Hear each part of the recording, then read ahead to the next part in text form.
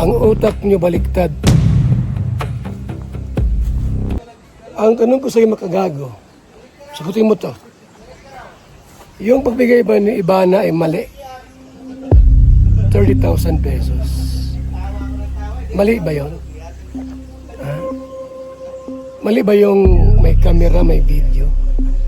Para makita nyo at gayahin nyo yung ginawa ni Ivana Alawi. Kasi kung walang camera, walang video, paano malalaman na si Ivana ay tumulong? Na puro lang siya content. Tapos pag makita nyo bumibili ng mga gamit, namimili ng gamit sa mall, sabihin nyo makasarili. Yung kita sa kanya lang. Tapos pag tumulong sa iba, pa-birthday point. Yan ang gayahin nyo, si Ivana Alawi. Ngayon, huwag mong sabihin na doble ang kita niyan. Ibang usapan yun. Kahit anong i-vlog ni Ivana Alawi, nagbabiral yan. Mag-vlog siya ng kalabaw, kabayo, baka, kambing, manok, daga, pusa. May manunood.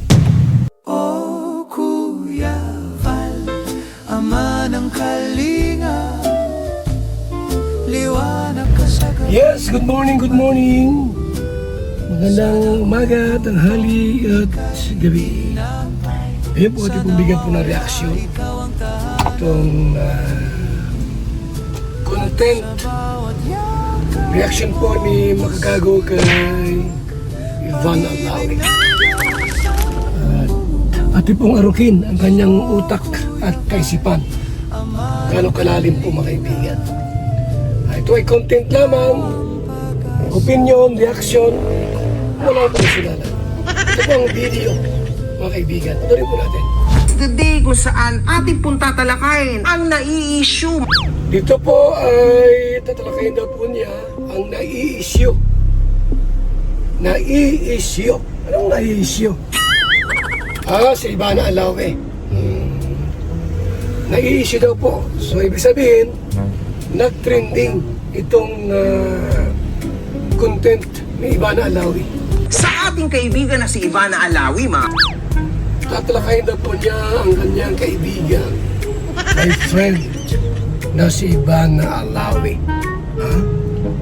Pero tinawag niyang poverty porn queen ang kaibigan niya. Tinawag po niyang poverty porn queen itong kanyang kaibigan na si Ivana Alawi. Oh no! Kala ko pagkaibigan, hindi binabalahora. Hindi po ba nga? At tinawag niyang poverty porn queen si Ivana Alawi kung kaibigan niya. Ngayon, alam naman natin mga kahombre ko na nitong mga nakaraan, madalas si Ivana sa mundo ng kung tawagin namin ni Atty. Libayan at saka ni Boss Caillou ay poverty porn. Kumuha na po ng kakampi. Binanggit na po si Atty. Libayan. At saka yung isa. Pambira. So madalas na pong nakikita si Ivana Alawi po sa mundo ng magcha-charity. Nasa kanila po ay poverty porn daw po yan. Tutulong ka, mabidyohan mo. Ang definition po nila ay poverty porn. Ayun sila. Yung team po na yaon. Kapag ka nag-vlog ka ng isang mahirap,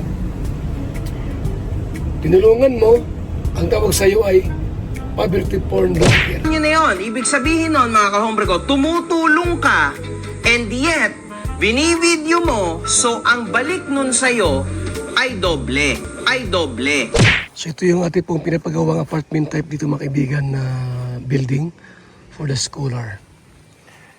Sa kanilang pananaw po, pagka binidyohan mo raw po yung isang tinutulungan mo, ang balik daw po ay doble. Hindi naman po lahat. Hindi lahat ng binablog nagbabahiran, nagtitrending. Wala si Junel? Okay. So So ito yung update po natin sa ating pong apartment type na pinapagawa. Ayan po. Dito ko po pagtitirahin yung aking mga scholar. Ayan po. Kasi malapit sa sentro ng Daet. Ito natin luktiya rito mga kaibigan. Ayan o. Para po sa mga scholar, mga pupuntang Daet, meron silang matutulugan mga kaibigan. So ang pananaw po dito nila makagago at iba pa mga kagrupo nila, pagka i-vlog mo raw po yung isang tutulungan mo, ano po, ang balik daw po niyan ay doble, triple sa kita. Tandaan niyo po mga kaibigan, mayroong tinatawag na content creator, charity vlogger. Mayroon po yan. At hindi bawal yon sa Pilipinas. Wala pang batas na ipinagbabawal po ang mag-content, ang mag-vlog sa taong gusto mong tulungan. Ano po? So ang puso namin po ay talagang pagtulong, paglingap. Binablog namin kasi ng content namin. Kung hindi kami charity vlogger, ay hindi namin ibablog yan. Tulad sa inyo, ka-reactor kayo. Gusto mong reaksyon ng lahat ng mga content creator na sa inyo po yan kung sino gusto nyong reaksyonan. So, karapatan niyo po. Ngayon, ang mga charity vlogger po ay karapatan din naman silang mag-content about charity. Tandaan niyo po yan. Wala pang bata sa Pilipinas na bawal mag-content ng pamilyang mahirap, ibablog mo at tutulungan mo. Wala pa po mga kaibigan. Financially, mga kahombre ko ha. So kumbaga, ang hirap po at malalim itong klase ng diskusyon na ito, mga kahombre ko. Ngunit, meron tong positivity, pero mas mataas po ang tsansa ng negativity sa argumento na to, mga kahombre ko. So, So, yung ating pong project, yan, apartment type. May argumento. Yes, lahat naman ng bagay po may argumento.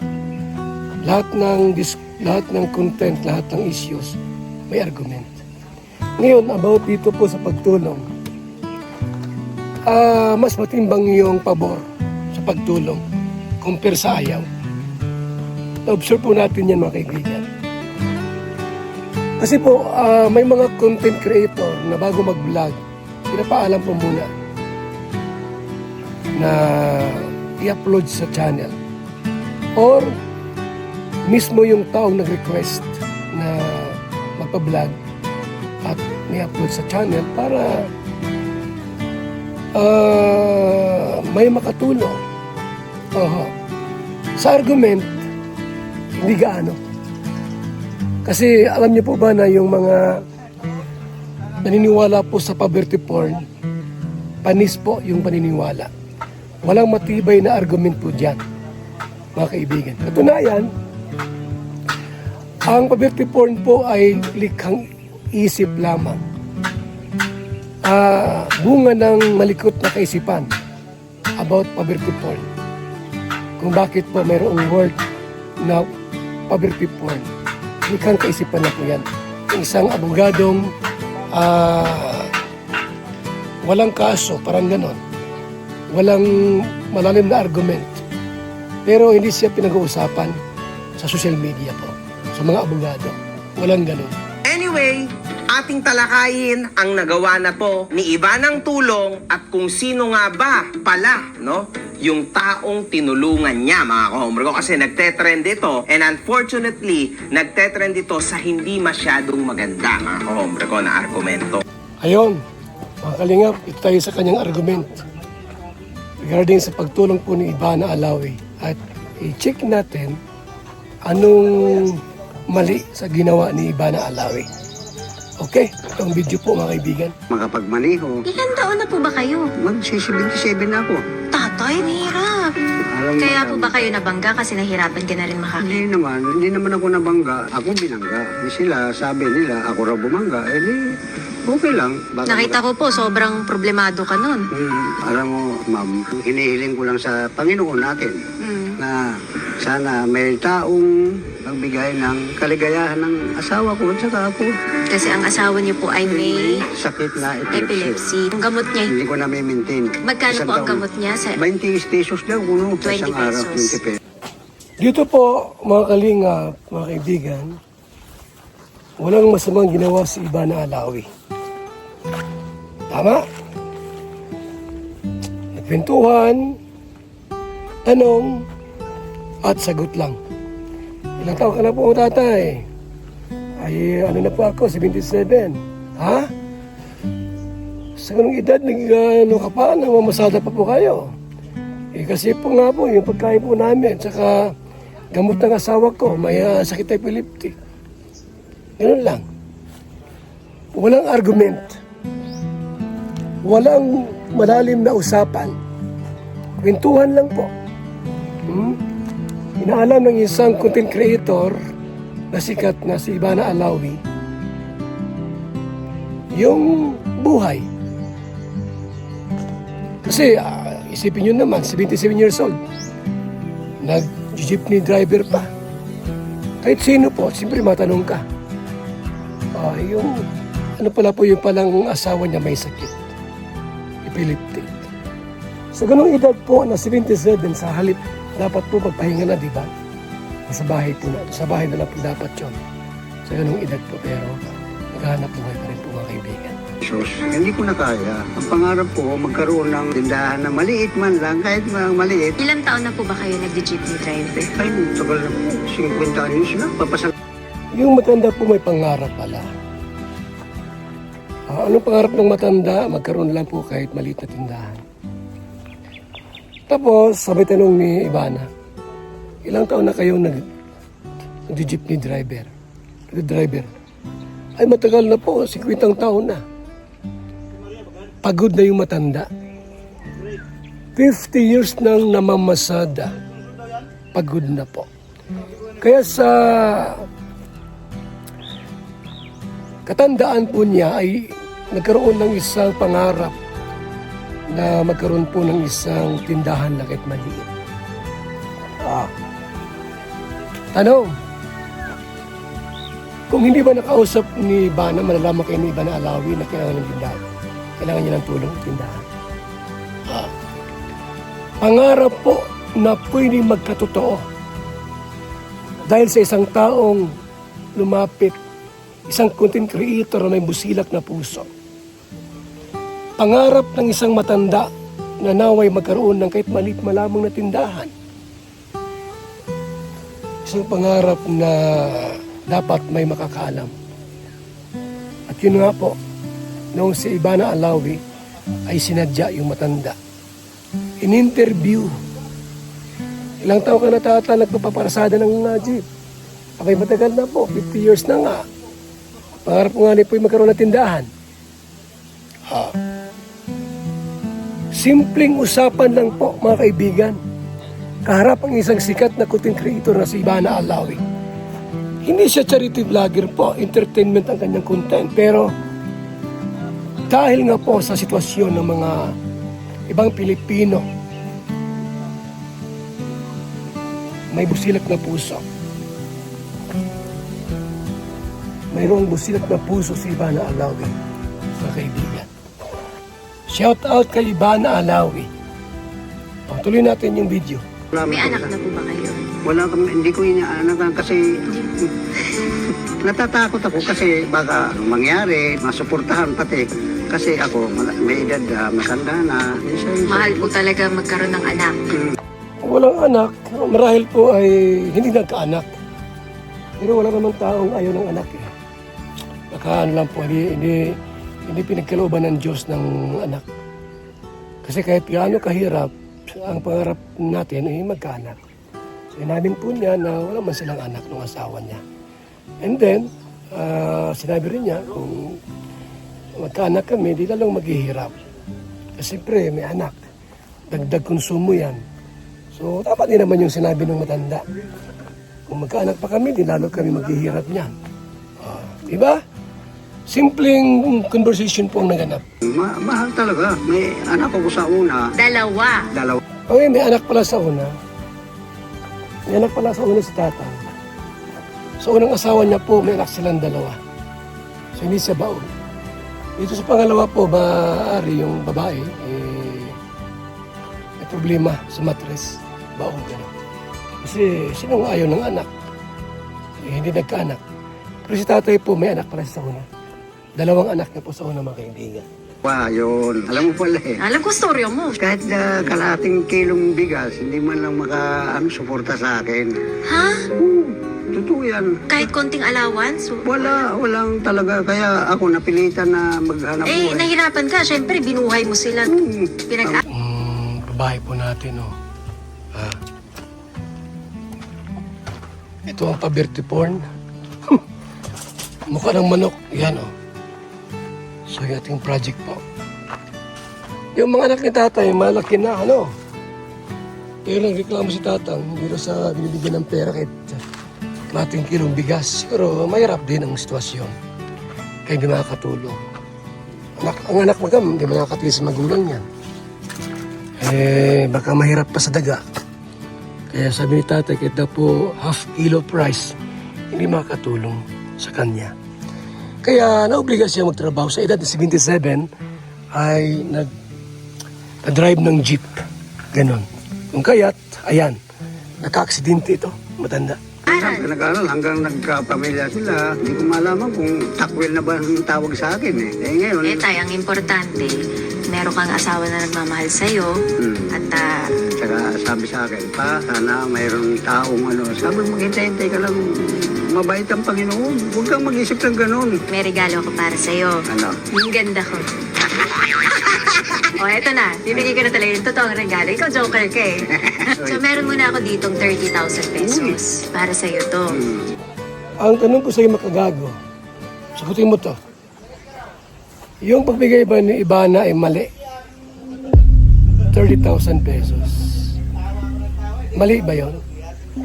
Ha? Mali ba yung may camera, may video? Para makita nyo at gayahin nyo yung ginawa ni Ivana Alawi. Kasi kung walang camera, walang video, paano malalaman na si Ivana ay tumulong? Na puro lang siya content. Tapos pag makita nyo bumibili ng mga gamit, namimili ng gamit sa mall, sabihin nyo makasarili. Yung kita sa kanya lang. Tapos pag tumulong sa iba, pa-birthday porn. Yan ang gayahin nyo si Ivana Alawi na tumulong sa isang pobreng tao. 77 years old, binigyan ng 30,000 pesos. Mali ba? Ngayon, huwag mong sabihin na doble ang kita niyan. Ibang usapan yun. Kahit anong i-vlog ni Ivana Alawi, nagbabiral yan. Mag-vlog siya ng kalabaw, kabayo, baka, kambing, manok, daga, pusa. May manunood. Siyang trending eh. Sumayaw lang na sumayaw. Nakabikini. Panoorin niya. Pasalamat tayo, itong si Ivana po ay may pusong busilak at tumutulong. Dapat ating hangaan. Huwag niyong husgahan yung tao. Dapat ating hanga at pasalamatan na may tinulungan siya. Kahit siya po ay trending, sikat, inabot niya itong pobreng tatay na ito at binigyan ng 30,000 pesos. Ang utak niyo baliktad. Wala tayong pakialam kung mag-trending man yan, mag-viral. Ang content creator po si Ivana ay trending viral po yan. Ano man i-vlog niya po, trending yan. Pinapanood ng mga Pilipino. Salamat kay Ivana Alawi. Sa ating part 2 po, ito. Tuloy-tuloy na video po, mga kaibigan. Sa ating part 2. VSM Kalingap Kape 9-in-1 Healthy Coffee Mix. Ang kapeng may puso. Bakit? Una, nakakatulong upang mapanatiling malusog ang ating puso. Pangalawa, nakakatulong upang mapanatiling healthy at malakas ang ating katawan. Pangatlo, nakakatulong upang makaiwas sa iba't ibang uri ng sakit at karamdaman. Mga pangunahing sangkap nito. Number 1, mangosteen fights cancer cells. Cancer sa suso at colon. Maiwasan ang sakit sa puso at stroke. Number 2, collagen, pampalakas ng buto at ngipin. Gamot sa may arthritis at rheuma. Panginginig ng kamay, tuhod at likod at baywang. Number 3, green tea extract. Nakakatulong sa puso. Lower blood pressure, lower blood sugar. Number 4, green coffee bean. Pampababa ng tibang. Antioxidants. Number 5, barley powder. Anti-aging. Pampababa ng cholesterol. Prevent anemia. Supports kidney function. Boost immune system. Number 6, L-carnitine. Pampasexy. Tanggal bilbil. Number 7, stevia. Pampatamis. Number 8, Garcinia cambogia. High cholesterol level. Antioxidant. Burning fat. Number 9, psyllium husk. Good for the stomach. Good for diabetes. For more information and orders, you can text or call Kuya Val at contact number 0929-113-2469. PSM Kalingap Kape 9-in-1 Healthy Coffee Mix. Ang kapeng may puso.